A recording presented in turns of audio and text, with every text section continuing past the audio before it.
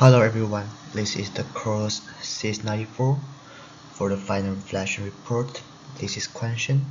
The topic is to connecting academic leadership studies to engineering operations.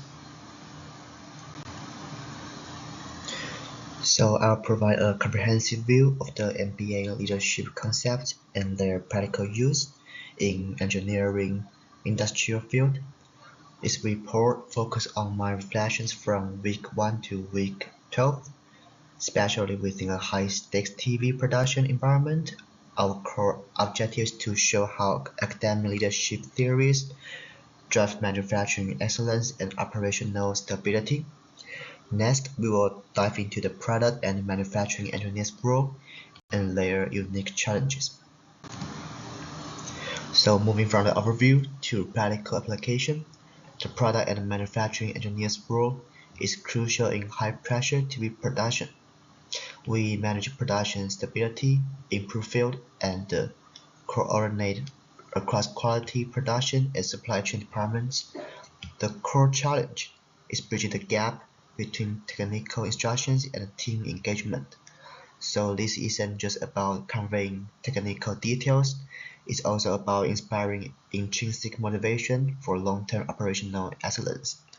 And this one leads us to consider how academic leadership frameworks can help us meet these challenges. From the engineer's role challenges, transformational leadership offers a powerful solution. It emphasizes inspiring employees to exceed expectations through vision and trust. This includes intellectual stimulation, encouraging challenges to the status quo and idealized influence. Building trust through leading by example. Practically, this means explaining not just how to operate, but why process controls are essential. This fosters a deeper connection to the work, which is the foundation for intrinsic motivation and empowerment.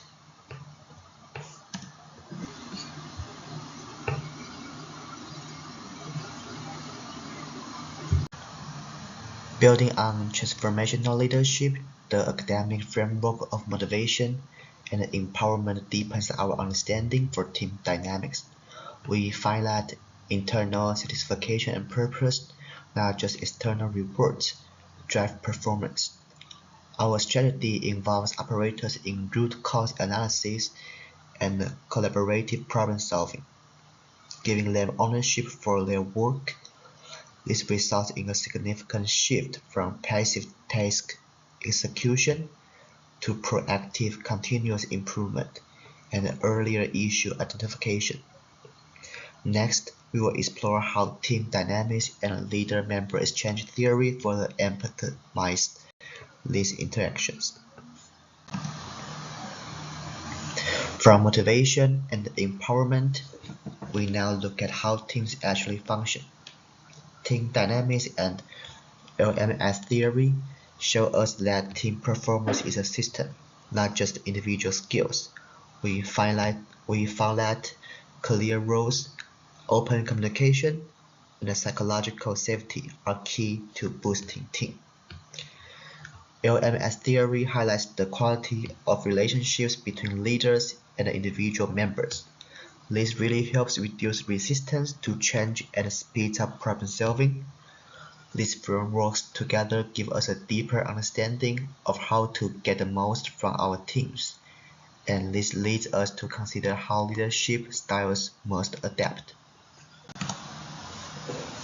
Building on our discussion of team dynamics, we know leadership styles need to be flexible. Situation leadership is crucial in production, demanding we adjust our approach based on the context.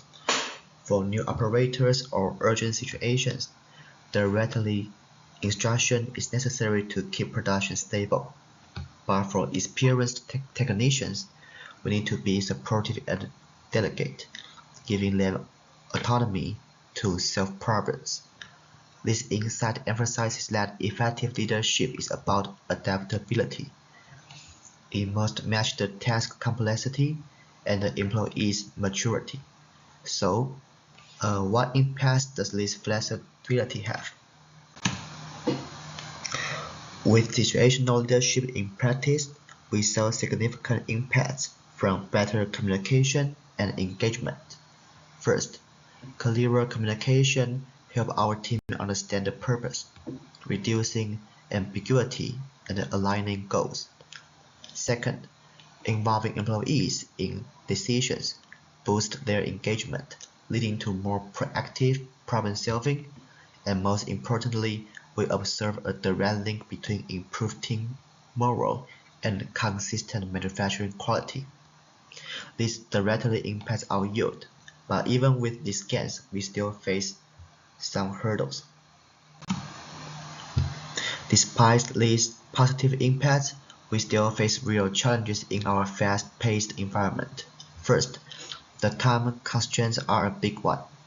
The speed of production often limits deep communication and reflection. Second, we encounter resistance to change when trying to shift established routines in a traditional setting. And also, finally, there is a conflict between needing directive leadership during crisis and our long-term goal of empowering employees. These are the issues we must continue to address. So what can we do about it? Now let's turn to some concrete recommendations for putting these leadership principles into practice. We need to integrate these concepts gradually. This means incorporating short, structured leadership discussions into our daily shift meetings. This reinforces team goals without disrupting production. Building a positive team culture is also crucial. By consistently applying LMS principles, we can create a psychologically safe environment. Operators will then feel more comfortable reporting issues early. Finally, we need comprehensive training. This isn't just about technical skills. It's about developing leadership and people management abilities for all engineers. These recommendations will help us move from theory to practical application, and they will set the stage for our next phase of development. In conclusion, this learning journey has shown me that technical skills, while the skills important, are not the only drivers of success. We found that technical knowledge alone isn't enough to optimize complex manufacturing systems. What truly brings stability and excellence was leadership and people management. Applying the frameworks like the LMX theory and the transformational leadership to engineering practice helps us to solve problems more effectively. We also enhance team cohesion. Looking ahead, I will continue to integrate these MBA insights from our courses into my daily engineering practice. This is key for my professional growth and for the team's success.